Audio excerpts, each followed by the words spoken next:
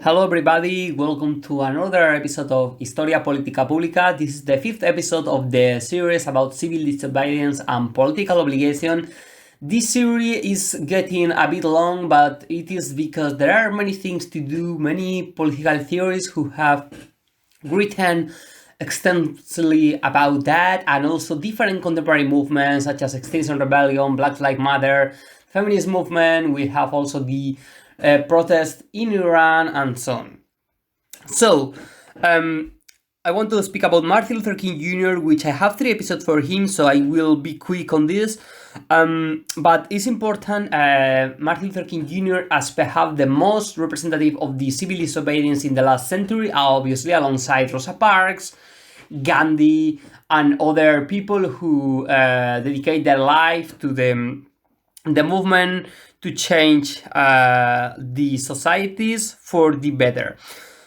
King criticized those people more devout, quote, to order than to justice, close quote, and which he defined as the, quote, great stumbling block in the stride toward freedom. So in other words, Martin Luther King believed that if we want to change society, we need to defeat the great obstacle, which is those people who consider themselves neutral, ambivalent, which they say, okay, I don't support this side, neither the other.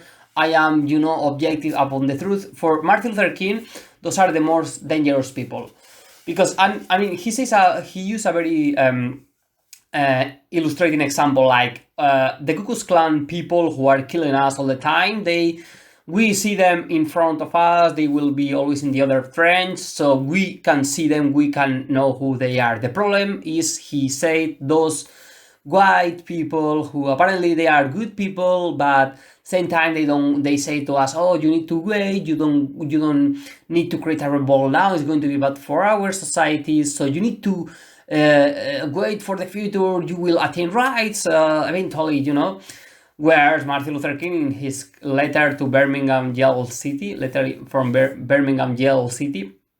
a document that he wrote when he was in jail, he mentioned like, okay, yeah, and in the meantime, our brothers and sisters are killed, we are being oppressed, our children cannot go to the same schools as the white people, and so on, so we need to act just now.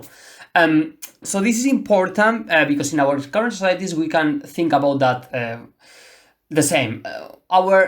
If we want to progress in society, obviously we will face people who are speaking openly about how the different collectives are inferior and so on. So these people are obviously very dangerous, but we see who they are. But the problem is people who say that, oh, we are neutral, we are not radical, we want to keep this like that, there is not that bad situation.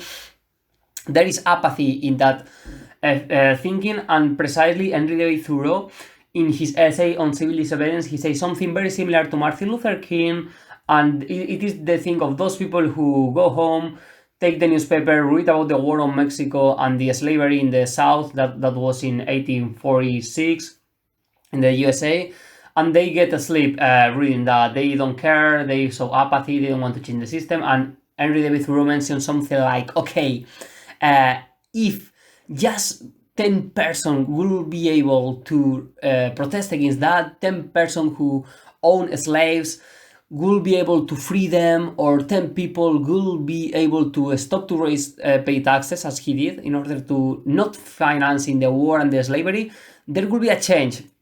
So yeah, Martin Luther King Jr., Henry David Thoreau both coincide in that the great obstacle is those people who don't want to take a side. And unfortunately, they both believe that they people are the key for the change, because if there was a huge protest, there will be obviously something different.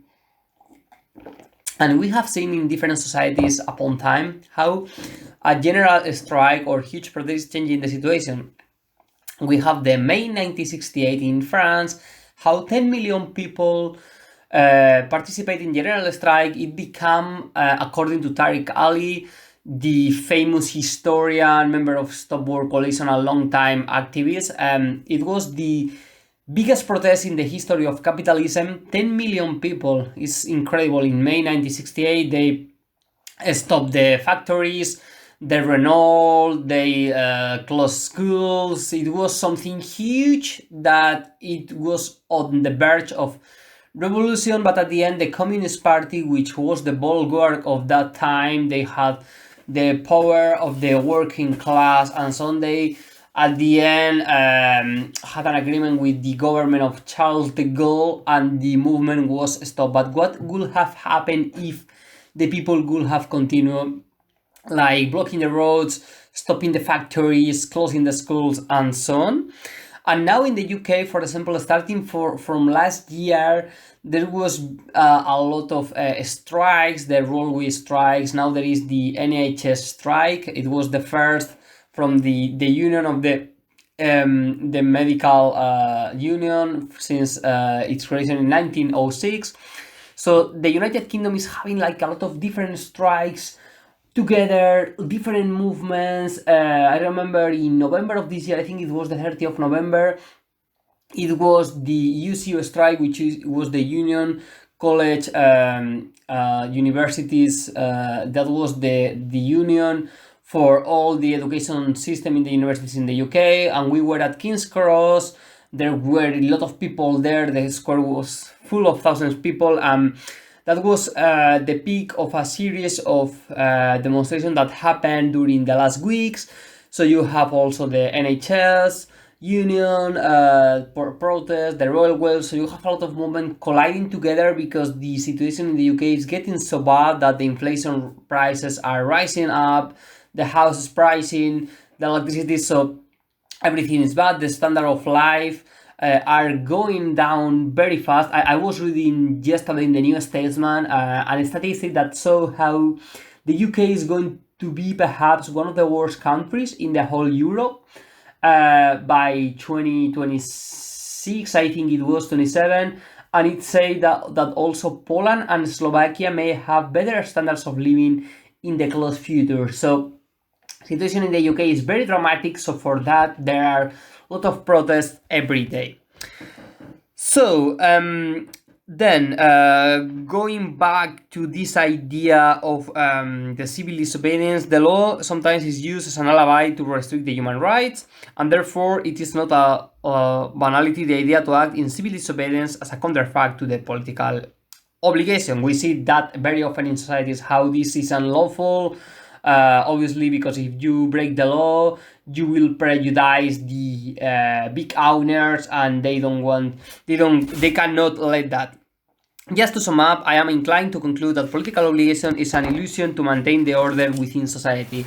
And while Hannah Arendt is right to express that our consciousness should not be the only motivation to incur in civil disobedience, I agree with her view to act as a group.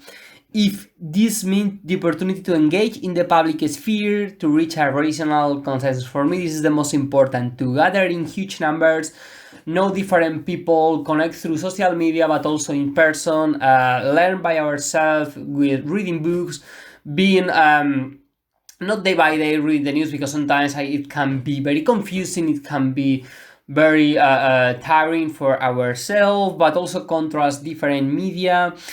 The feminist movement, Black Lives Matter, Extinction Rebellion are perhaps the three great examples of 21st century about civil disobedience, and personally I believe that if we have a political obligation, it is precisely to establish a system of justice within society.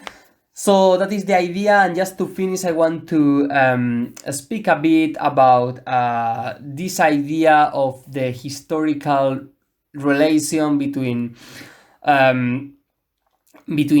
obligation, between morality, and between law. Then this idea is interesting because there is a book of Harold Berman called Law and Revolution, in which he says that law and religion are a mess with one another. In the 20th century, there is a positivization of law and a separation from its religious sources. So it comes back to the idea of the religion. This idea of the divine right did a lot of work to fix the idea of political obligation, until the idea of divine right is questioned. But when we start to live in secular societies, it didn't matter anymore, because that divine right, even though people do not believe in God as much as before, or at least they say so according to the sources, the surveys. The political obligation has come to our societies being channeled through this idea. So you have the genealogy of individual subjective rights, ideas of divine right through ideas of contract, evolving from the individual, and the idea of the individual as a bearer of rights, or often a subjective right, is an historically achieved idea. So that's idea of the invention of the individual, of how we have the best ideas to follow. We need to follow our minds and so on. And this is something which the historian Yuval Noah Harari, who has written *Sapiens*, *Homo Deus*, and 21 Keys to the 21st Century. It's idea how the 20th century, 19th century, after the Enlightenment, it was this idea of we need to follow ourselves, our advice, because our mind is the thing that we need to carry on. But now he explains how this can change in the future, because the scientists have realized how we are sometimes we don't have free will, because we don't want to think what we really think. So this is a very complex idea that I will develop in other episode about Yuval Noah Harari and his 3 books, which are very interesting. But just to finish, it will be just give some questions that you can ask yourself. I think I have touched some of them in here. In other episodes, I will speak also about the protest in Iran as another example of civil disobedience. In that case, it's a violent disobedience, because the protesters in Iran, they are acting violently against the forces of order. There is no doubt about that. There are images about that. That means that we are against those movements? No, we tend to support them, even though they are being violent, because we believe that the regime is being oppressing them. But are we really thinking the same when other states are using violence against the protesters? We are we supporting the demonstrators against the force of order? This is an interesting question that you may ask yourself, because we see protests over the world. Sometimes it seems that the media tend to support the protesters in some places, but not in others. And some last question. Civil disobedience is often seen as the other side of obligation. What are the limitations of civil disobedience? When we can say that civil disobedience is or not useful anymore, or not legitimate anymore? Personally, I think civil disobedience has never been legitimate, and not even with Gandhi or Martin Luther King Jr., or even in the Roman Empire, people like Spartacus, or who revolt against the Roman Empire, and the civil disobedience has never been legitimate. Now, with the benefit of hindsight and the pass of the time, we think that their fights were totally right, of course. But why don't we think that some movements that are being carried on in our societies are going to be better considered in the future, such as the ecologic movement, such as the throwing tomatoes in the painting in order to raise consciousness? Maybe in 50 years we will see, oh, those people were totally right, because climate change is the worst threat in our societies, much worse than the pandemic of COVID-19, worse than the war in Ukraine, worse than the bombing of Saudi Arabia in Yemen, worse than the occupation of Israel in Palestine, and other oppressions that happen in the world. Still, people tend to close their eyes and do some minimal measures such as recycling and so on. So for that reason, I want also to do an episode, probably it will be the next one, about veganism, the importance to become vegan in order to help the planet, also protect the non-human animals.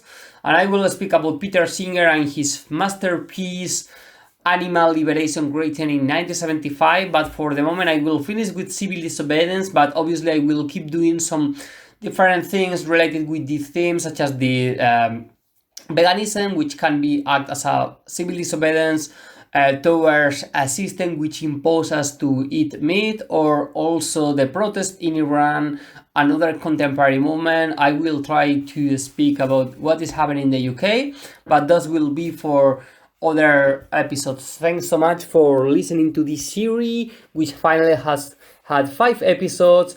Hope that you like them, and if you have any question, please don't hesitate to write them on the chat.